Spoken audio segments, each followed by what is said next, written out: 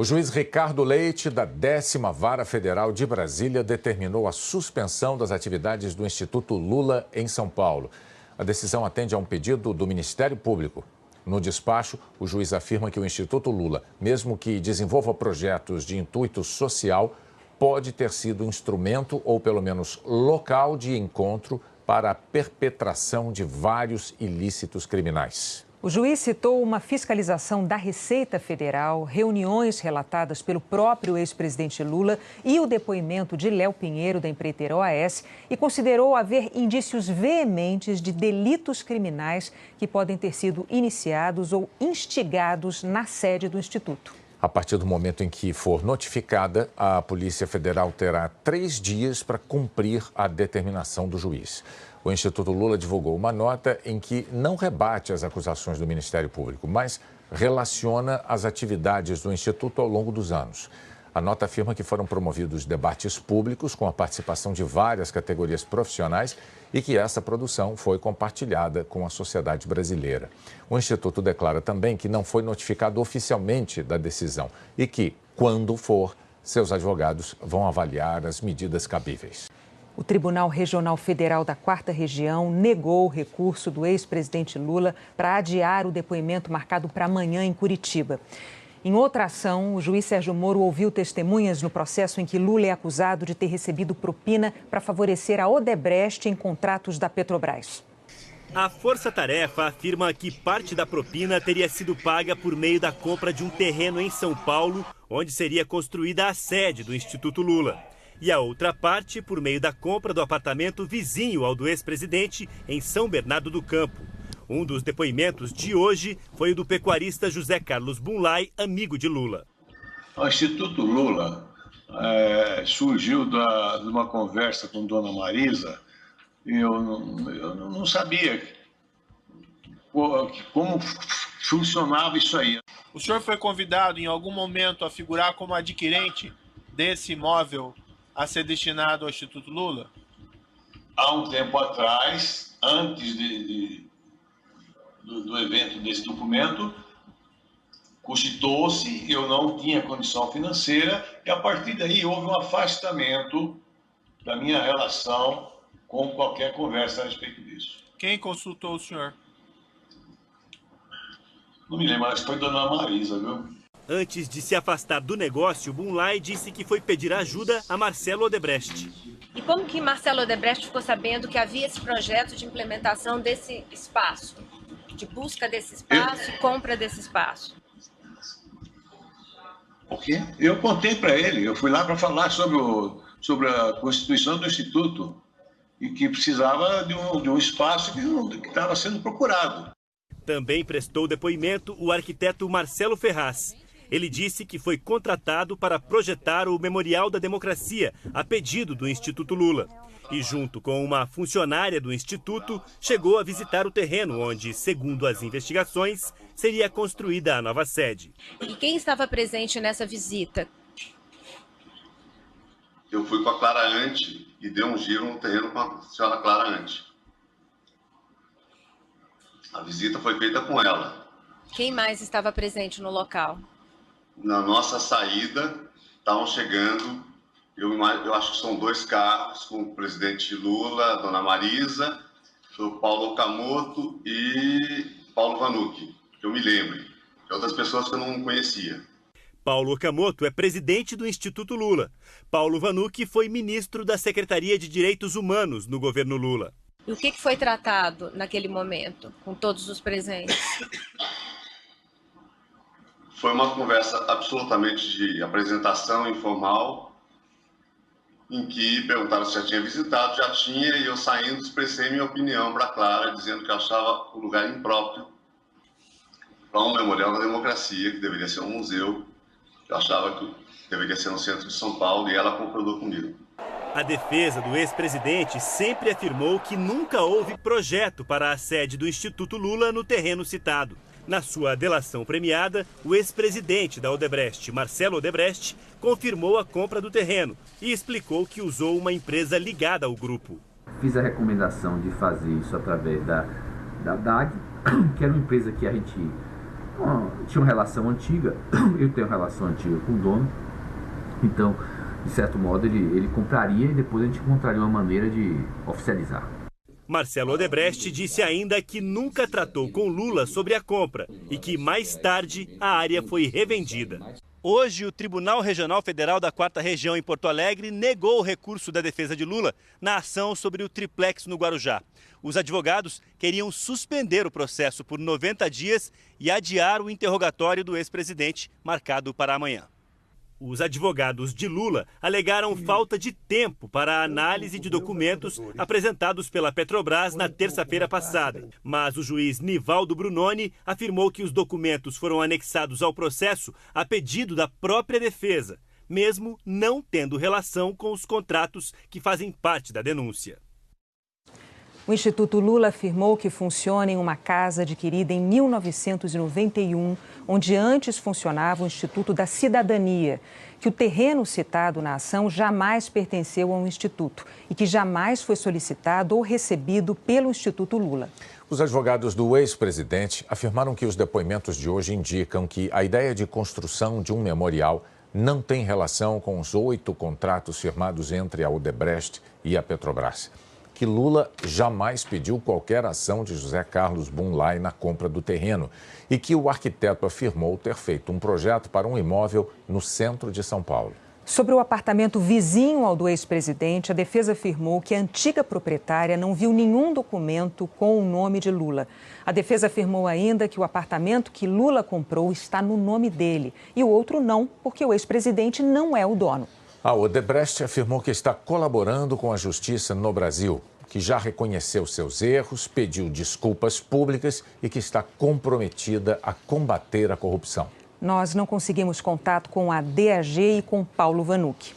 No fim do dia, a defesa do ex-presidente Lula entrou com 3 pedidos de habeas corpus no Superior Tribunal de Justiça, recorrendo de decisões do Tribunal Regional Federal da 4ª Região. O primeiro pedido é para que o STJ considere Sérgio Moro suspeito para julgar a ação penal e, assim, suspenda o processo até uma análise definitiva. O segundo é um pedido para suspender o processo por 90 dias após a defesa obter acesso a diversos documentos da Petrobras. Os 2 primeiros pedidos adiariam o depoimento de Lula marcado para amanhã. O terceiro pedido é para que todo o depoimento seja gravado por uma equipe independente. O Superior Tribunal de Justiça ainda não se manifestou. O pedido do Procurador-Geral da República, Rodrigo Janot, para que o ministro do Supremo Tribunal Federal, Gilmar Mendes, seja impedido de atuar no caso do empresário Eike Batista, gerou reações hoje. Gilmar Mendes negou haver motivo para qualquer impedimento.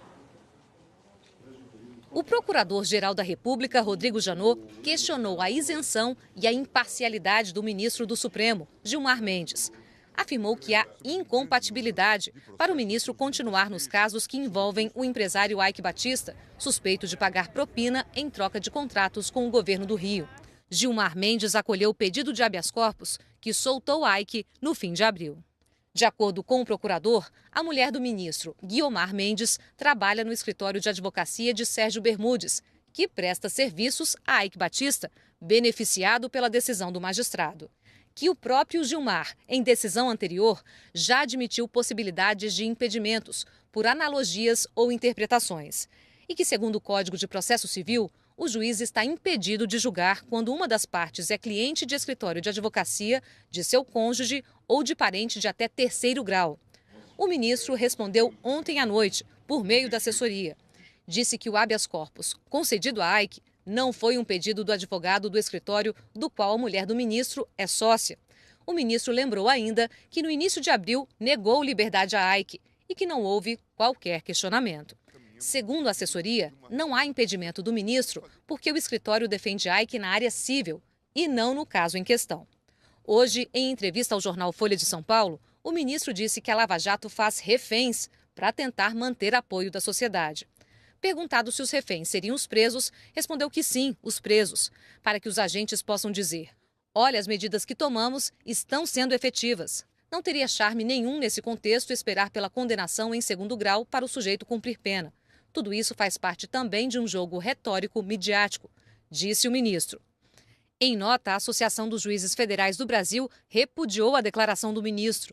Disse que essas palavras não estão à altura do cargo que o ministro ocupa e que desqualificar de maneira agressiva decisões judiciais de primeiro grau e confirmadas por outras instâncias é conduta inadequada. A nota diz ainda que Gilmar, ao se ver confrontado com o pedido de impedimento, mais uma vez se excedeu e que a tese jurídica sobre impedimento já foi reconhecida pelo próprio Gilmar Mendes. No fim da tarde, o ministro Gilmar Mendes respondeu por meio da assessoria. Não fez referência às suas declarações sobre a Lava Jato, respondeu apenas sobre o pedido de impedimento. Disse que a Associação dos Juízes e o procurador Rodrigo Janot citaram que ele mesmo, Gilmar, já tinha apresentado voto no Supremo sobre impedimento. Mas o ministro afirma que acolheu uma tese contrária ao que disseram a associação e o procurador, e que seu voto prevaleceu. O ministro disse que não é possível inventar outros impedimentos e que o entendimento atribuído a ele, Gilmar, foi citado por erro pela Associação dos Juízes e por Janot. O procurador Rodrigo Janot também veio a público dar explicações. A filha dele, Letícia Ladeira Monteiro de Barros, foi advogada de empreiteiras que tem executivos investigados pela Procuradoria-Geral da República. Letícia atuou no CAD, o Conselho Administrativo de Defesa Econômica.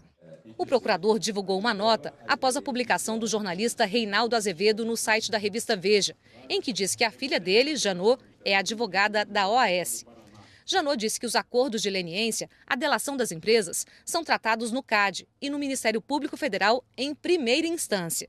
Que é importante notar que os executivos da OAS não firmaram acordo de colaboração na Lava Jato e a construtora não assinou acordo de leniência.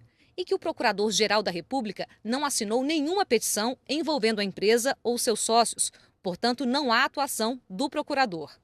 A nota diz ainda que Janot já declarou suspeição em casos anteriores e que a Procuradoria-Geral da República observa de maneira inflexível a aplicação do Código de Processo Penal e do Código de Processo Civil no seu âmbito de atuação. O escritório de advocacia Sérgio Bermudes, que defende Eike Batista, divulgou nota em que critica o procurador-geral Rodrigo Janot por ter pedido o impedimento do ministro Gilmar Mendes. A nota afirma que o escritório atua exclusivamente na área civil, enquanto o habeas corpus está na esfera criminal, defendido por outro escritório. O advogado admitiu, no entanto, que acompanhou o Eike numa audiência na Terceira Vara Federal Criminal do Rio e disse que assinou petição elaborada pela defesa do cliente apenas para prestigiá-lo. A nota do advogado Sérgio Bermudes declara que Guiomar Mendes não participou da ação de defesa de Eike Batista e que o escritório só remunera os profissionais que atuem diretamente nos casos. Assim, a mulher do ministro Mendes, segundo a nota, nunca recebeu honorários de Eike Batista. A nota, em tom agressivo, afirma que o procurador Janot deveria pedir desculpas. O Procurador-Geral da República, Rodrigo Janot, não quis comentar as declarações do advogado. O presidente da Assembleia Legislativa do Amazonas assumiu hoje o governo estadual. Os mandatos do governador e do vice foram cassados, acusados de compra de votos nas eleições de 2014.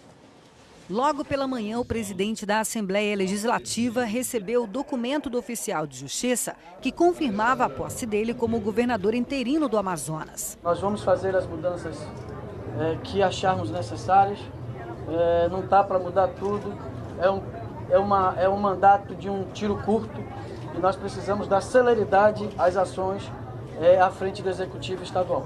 Davi Almeida, do PSD, ocupa o cargo de José Melo, do PROS, que teve o mandato de governador cassado pelo TSE na última quinta-feira. O vice, Henrique Oliveira, do Solidariedade, também foi afastado. Os dois são acusados de compra de votos nas eleições de 2014. Mas eles ainda estavam no governo porque o TRE do Amazonas alegava que a decisão do TSE não havia sido publicada. Ontem, a ministra Rosa Weber determinou o afastamento imediato dos dois. O governador, que assumiu hoje, vai enfrentar uma dificuldade.